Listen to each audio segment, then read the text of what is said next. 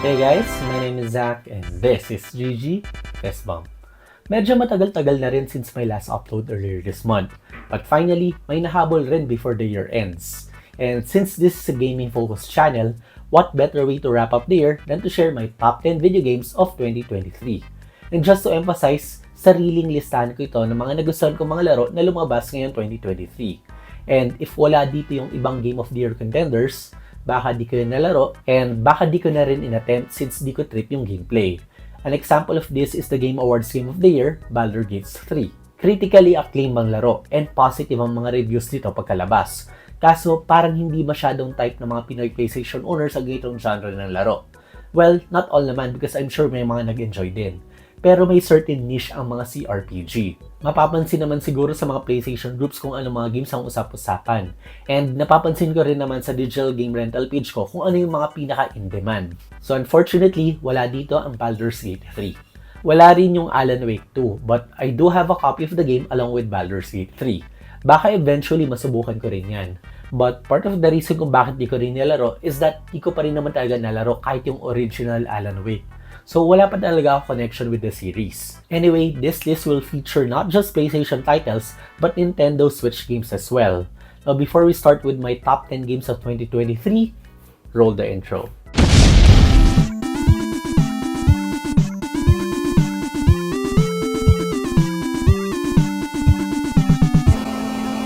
Zach Arbenji G. Fistbomb.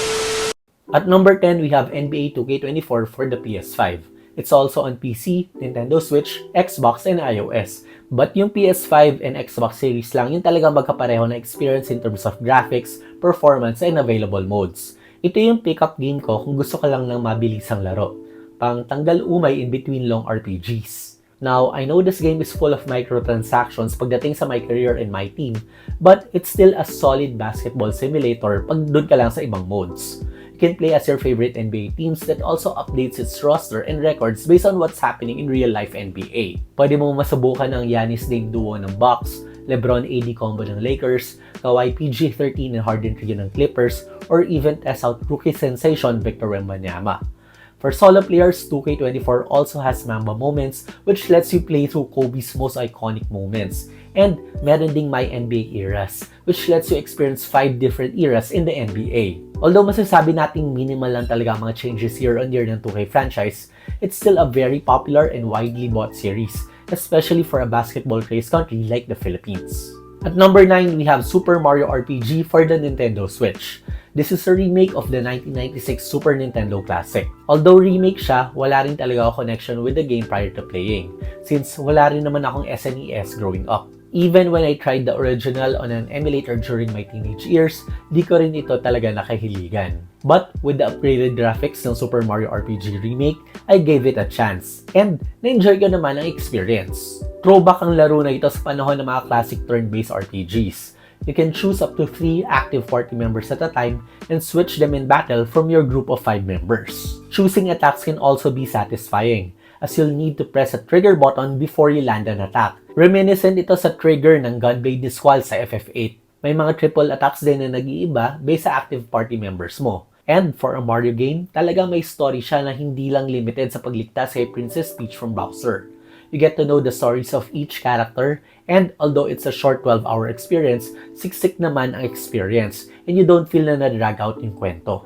At number 8, we have Monster Hunter Rise for the PlayStation and Xbox consoles. Yes, I know that MH Rise was originally released for the Nintendo Switch back in 2021. Pero nitong January 2023 lang siya lumabas sa PS4 and PS5.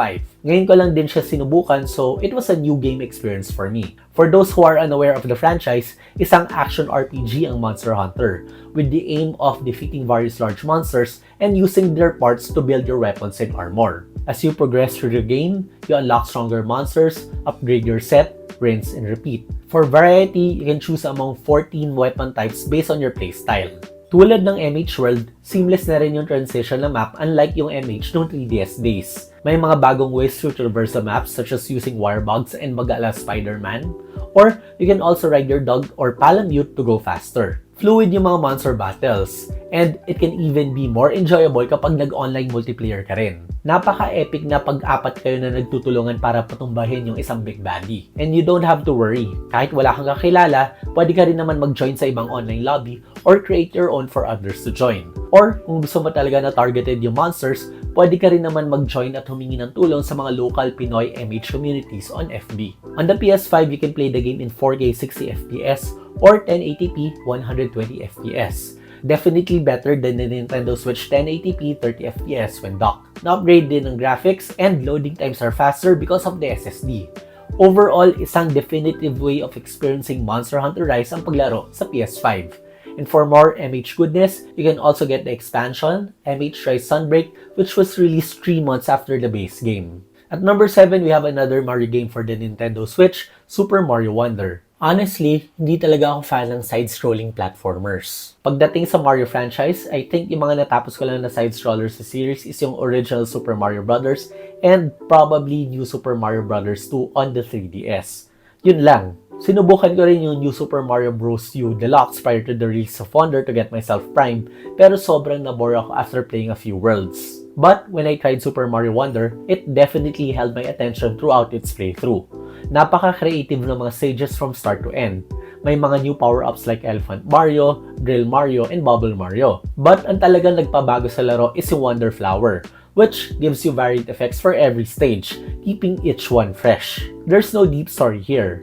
But if you want to enjoy a good platformer, Super Mario Wonder is definitely a recommended pickup for the Nintendo Switch. At number 6, we have Star Wars Jedi Survivor, a follow-up to 2019's Star Wars Fallen Order. As a sequel, it's bigger and more expanded than the original game, with more places to explore and new stances to use in combat. Talking about the combat, ito yung isa sa mga strongest points ng game. It has a deep combat system na in-upgrade mo rin to learn new skills. And hindi lang siya basta hack and slash. You can compare it to a forgiving Souls-like. In a sense na kailangan mo rin i-observe yung patterns ng kalaban and not just mindlessly slashing your lightsaber. Pero definitely, di siya kasing brutal ng Souls series. At may easy mode rin naman if talagang gusto mo lang yung story. As for the story, it's an original one na iba sa mainline movies but canon to the Star Wars universe. May puso yung storytelling and talaga nakakalungkot din how it ends. May konting bugs lang during my playthrough and there was a time na nag-crash yung game, but it didn't deter me from enjoying its entirety. At number 5, we have Hogwarts Legacy, a game that is hype among Potterheads because finally, meron ng open world-like RPG based on the Wizarding World. Sa mga pinaparentahan ko ng digital games, ito na yung pinaka-profitable. And matagal-tagal din before naging available ito for me to play. But it was worth the wait. Sa laro na ito, you can experience what's it like to be a student in the popular Wizarding School. You get sorted into one of the 4 houses, learn new spells, and you get to explore not just the school, but the nearby localities as well. May pagka-branching din yung main quest in the sense na pwede ka rin pumili kung ano ang uunahin. Solid naman yung combat ng game.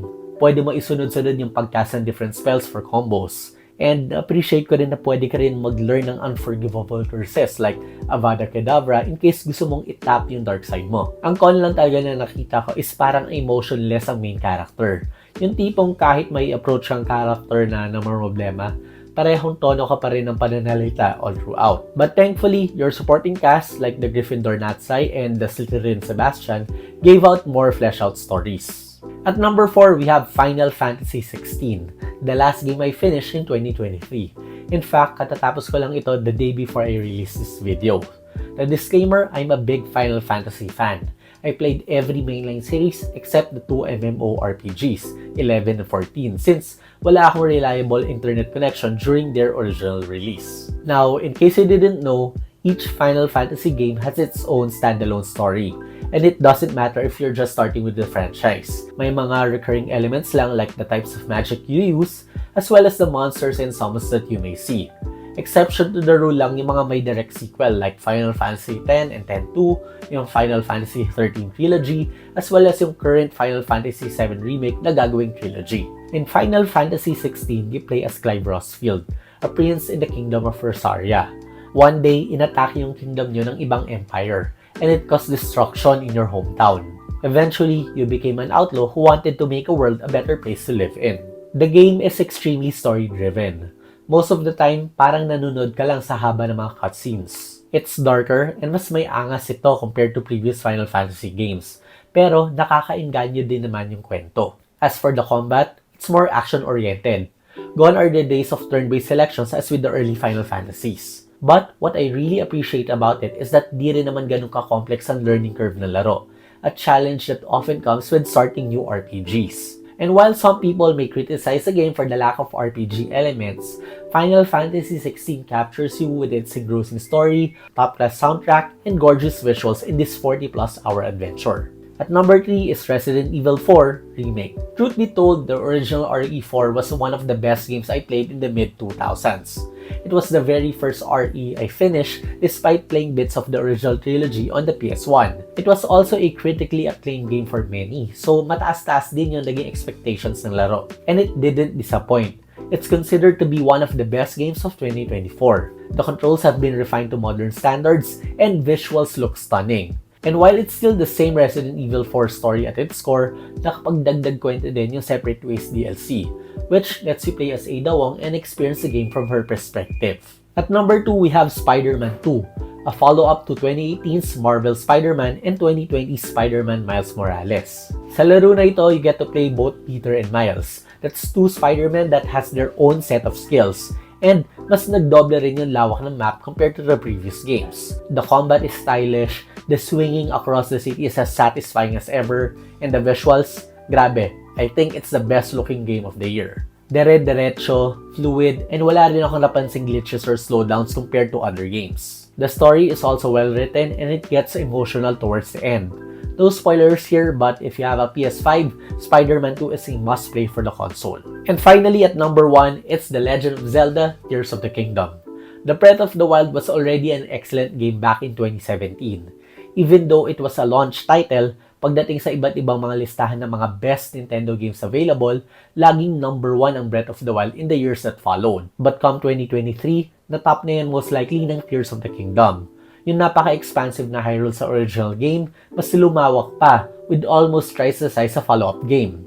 Bukod kasi sa overworld which is played on land, meron pang dalawang bagong locations na nadagdag. May bagong Sky Islands, which is mga landmasses na lumulutang sa langit, as well as yung depths, which is like a mirror of the overworld pero underground. You also gain new abilities. And this is what made the game fresh compared to its predecessor. The best na siguro dito yung Ultra Hand, which lets you pick up and merge different objects. This allows you to build new contraptions na pwedeng makatulong upang ma-overcome yung iba't ibang mga obstacles. Dito naging creative ang iba't ibang mga players. Kasi pwede ka gumawa ng mga bridges to get you across gaps, mga combat vehicles, different hoverboards and planes, and many more. Apart from Ultra Hand, nandyan din yung Ascend, which lets you float through the ceilings, Fuse, which combines weapons, and Recall, which rewinds time.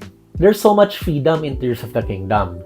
Paired that with an exciting story na connected pa rin sa Breath of the Wild, it will probably be remembered in several lists as the best Nintendo Switch game of all time. That or Breath of the Wild, which started it all. So what do you guys think of my top 10 games of 2023? Would you recommend including a different title? Let's talk about it in the comments down below. And with that, I think we're done. If you found this video helpful, interesting, or entertaining, please leave a like and subscribe to my channel. Then hit on that notification bell for more video game related content just like this. Again, I'm Zach, and this is GG Fistmonk.